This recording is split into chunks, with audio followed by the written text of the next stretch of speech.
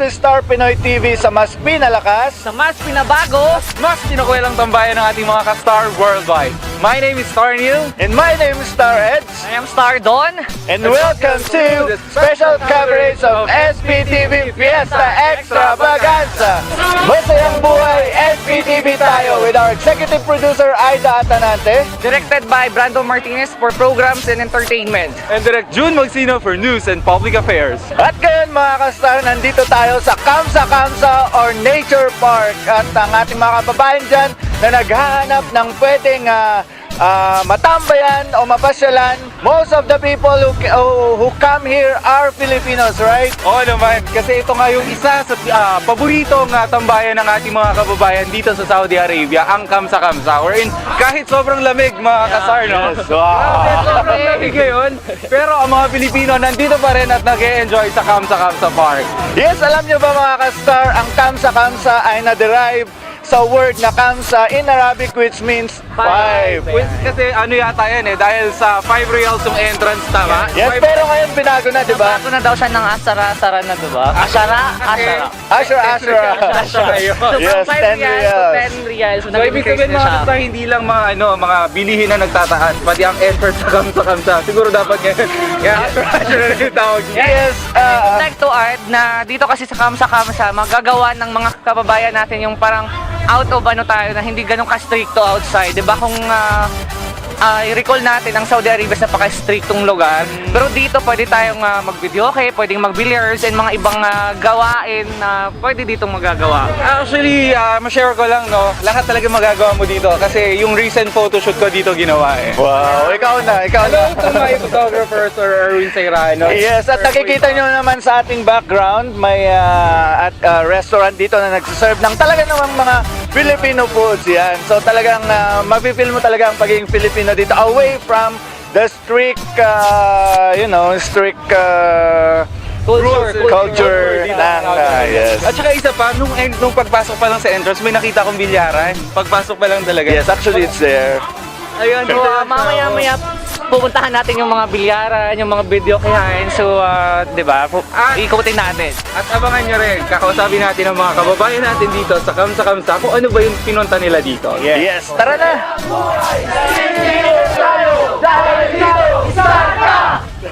Yes mga ka-Star, kasama natin ang isa sa mga grupong nandito sa Kamsa Kamsa ngayon. At kakausapin natin sila. Hello sir. Hello po. So ano po yung organization ninyo? Ito po ang Guardians. Yes, so Guardians po. So anong ginagawa nyo rito ngayon sa Kamsa Kamsa? Nandito po kami para i-celebrate yung Pasko. Paskong Pinoy na hinahanap-hanap namin. Yes, and of course, Merry Christmas guys sa inyong lahat. And yan. So ano po ang layunin ng Guardians? So pag Guardians po, di ba iba-ibang iba-ibang ano bang tawag doon? Ang Guardians po ay isa lang po ang layunin, ang makatulong sa bayan. Kabayan, kumusta? So kakausapin naman natin, ito ang kanilang founder, si Mr. Si FRMG Arnel po. Happy New Year! FRMG Arnel. And of course, kakausapin natin ngayon mga ka-Star ang kanilang advisor. Sino yung advisor ninyo? Ayan. So, narito po ang kanilang advisor. Hello, sir. Hello po, sir. Bati ka naman sa mga ka-Star natin. Ayun, bati ka. Binabati ko mga sa atin sa Pilipinas. Mga kaibigang pamilya. Ayun ang gusto ko kaya. So, bilang advisor po ng Guardians, ano yung ginagawa mo advice sa kanila para maging intact yung grupo ninyo? Ang advice ko sa kanila ay yung puro para mabuo ng maayos ang aming samahan ito. So bakit nyo po napili ang Kamsa Kamsa bilang venue ng inyong Christmas celebration? Dito po namin ginanap itong Christmas party namin pagkat narito po yung inaakala namin magiging maluwag kami dito at walang problema. Yes, so maraming salamat Guardians. Hi kayo dyan.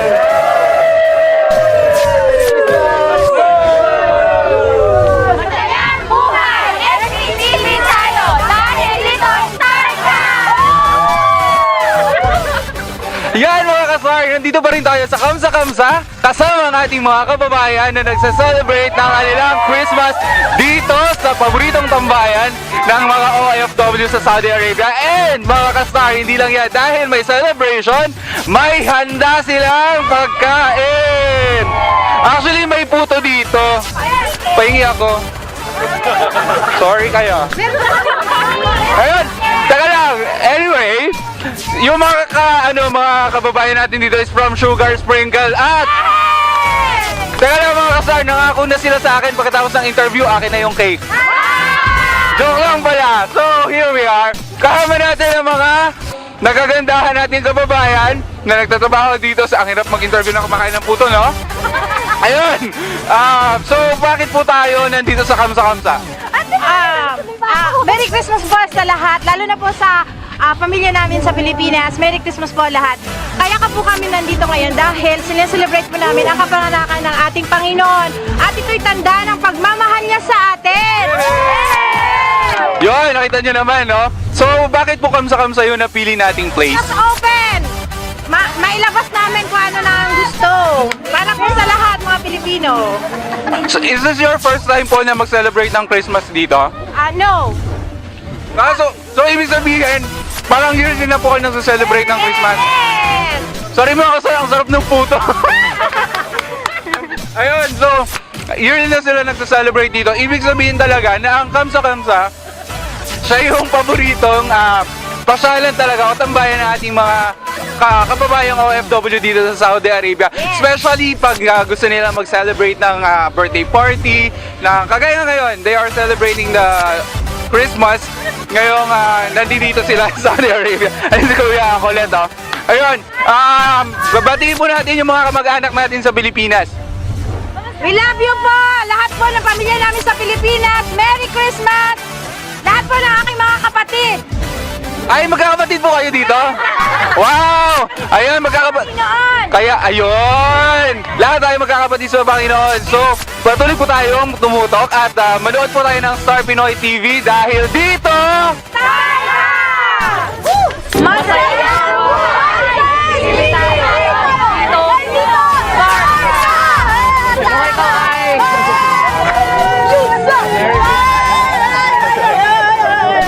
Alright, and talagang hindi magpapaawat ang Pinoy sa pag-celebrate ng Kapaskuhan.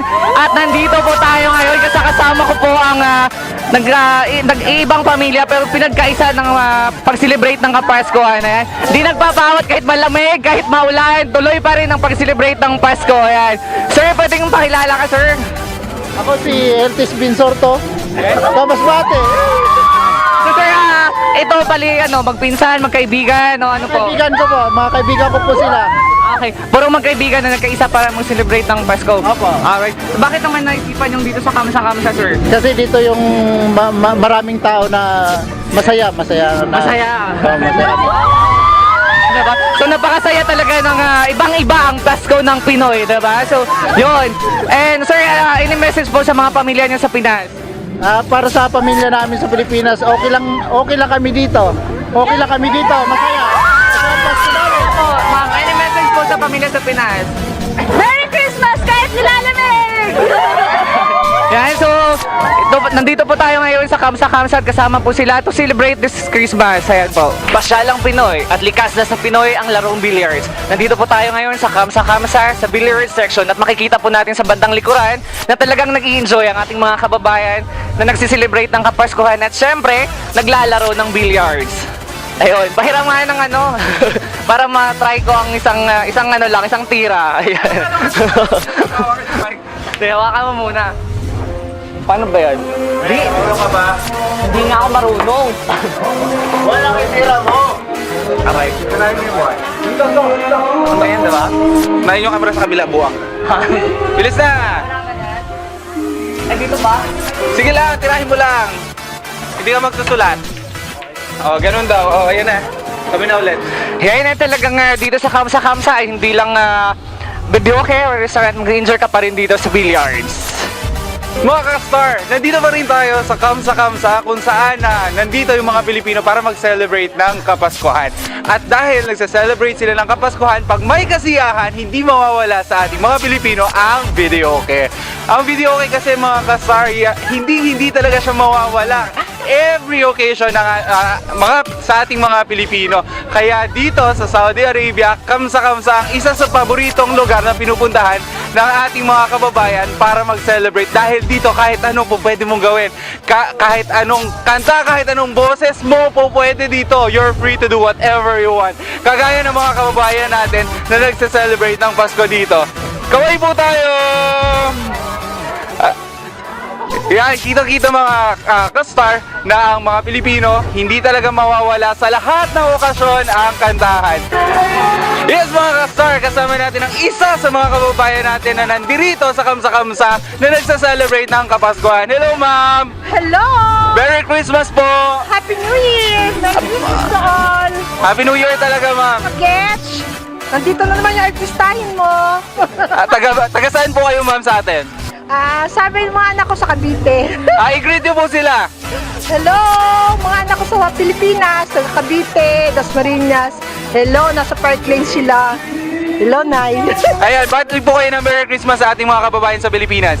Hello, Merry Christmas sa Pilipinas. At sa buong mundo! At sa buong mundo, nandito na naman ako artistahin. Ayan mga kababayan, kitang-kita nyo na dito talaga sa Kamsa magagawa nyo ang lahat. So ayun, manatili po tayo nakatutok sa Star Pinoy TV para sa ating special coverage ng Fiesta Extravaganza dito sa Kamsa. Hello mga Star! Kanina mga ka-star, nakita natin ang bilyaran at videoke. Ngayon naman, kung may pasyalan, may pagkain. Tara!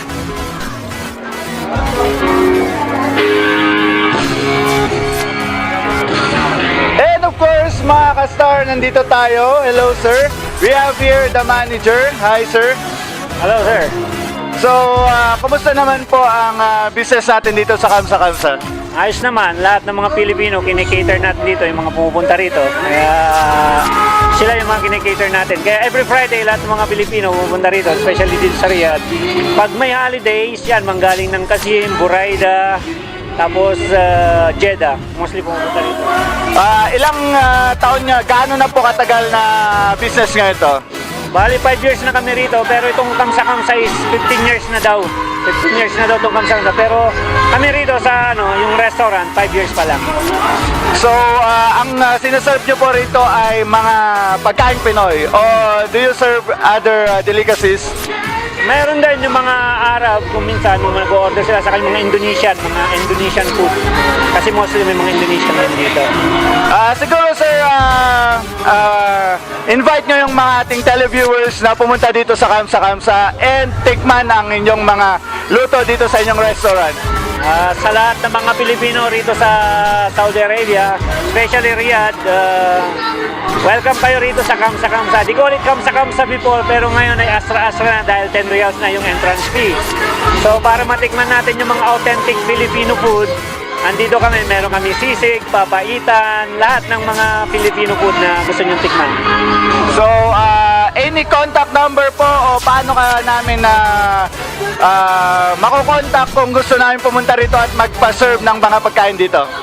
Dial lang yung 05428-60144. Yes, at bumati naman po kayo sa ating mga kababayan dyan sa Pilipinas. Sa lahat ng mga kababayan natin dyan sa Pilipinas, dito malamig ngayon dito sa Saudi Arabia. So ganito, nagsasaya kami. So sana ngayong Pasko, ngayon ay Pasko rito. So ito lang yung happenings namin kahit umuulan. So nandito kami sa Kamsa. Okay, so Merry Christmas! At maraming salamat sir. Thank you.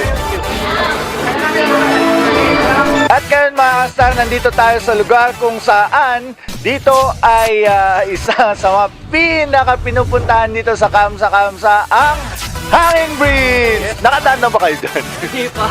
Sa amin kasi sa probinsya may Hanging Bridge kami. Gano'n. Di pa ako nakadaan sa hanging bridge na kagaya nito kasi most ng mga hanging bridge na natawid ko sa Pilipinas is made of Kahoy. lubid and kahoy. But ngayon dito Parang made of bakal and Parang it's a challenging na dadaang ka. Gusto ko i-try. Gusto ko i-try. Tara.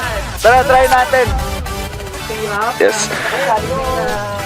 And mga kastar, ang sabi nila, ito daw yung old way of living ng mga locals dito sa Saudi Arabia. Kung makikita nyo, out. Saglit. Kung makikita nyo yung mga mud houses, ayan, at sinasabi nila ang mga mud houses na yan, pag malamig, pag winter yan, pag nasa loob ka dyan daw ay mainit, and kapag summer naman ay malamig. Yan. yung old village ng Saudi Arabia. Yes. So dito sila dumadaan pang araw-araw na hanap buhay or buhay. Yes, from here to there, going there to there. Yan.